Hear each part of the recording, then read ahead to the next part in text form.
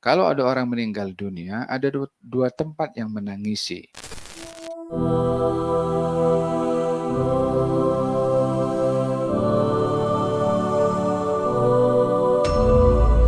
yakni orang yang menyekutukan Allah seakan-akan tubuhnya itu jatuh daripada langit.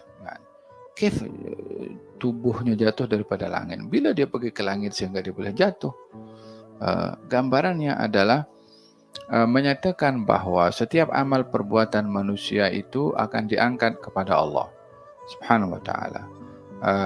Dan nyawa seseorang itu pun juga bila meninggal dunia juga diangkat kepada Allah Subhanahu wa ta'ala.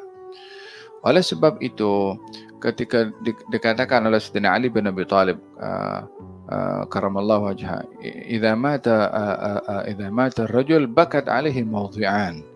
Kalau ada orang meninggal dunia, ada dua tempat yang menangisi orang itu. Yang pertama tempat di bumi, yang kedua tempat di langit. Adapun tempat di bumi, tempat sujudnya, yakni bumi yang menjadi tapak untuk dia letakkan dahi sujud kepada Allah, dia akan menjadi saksi nanti di akhirat. Dan bila orang yang biasa sujud di tempat itu meninggal dunia, tempat itu akan menangisi, kenapa aku tak dilakukan sujud lagi oleh orang itu. Orang itu sudah meninggal dunia sehingga tidak lagi meletakkan dahinya untuk sujud di tempat tersebut. Jadi dia sedih karena tidak lagi dijadikan tempat sujud bagi si fulan itu yang sudah wafat.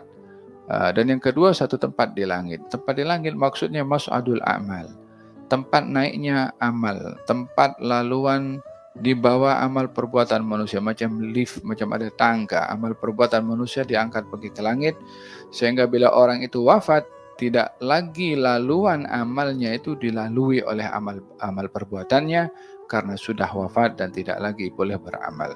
Maka tempat laluan itu pun akan menangis juga. Hakala dikatakan, dan itu diambil daripada firman Allah Subhanahu wa taala, fama bakat alaihimus samaa'u wal ardu wa ma kanu munzarin.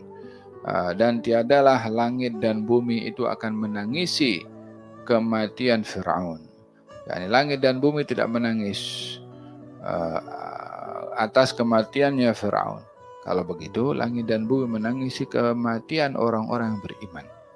Yang tak beriman tak berfungsi kepada langit dan bumi. Lah amal boleh diangkat, walau dia sujud di atas muka bumi untuk bumi itu menjadi saksi kepada dia, karena tak pernah sujud. Tapi bagi orang beriman, bumi menjadi tempat sujud.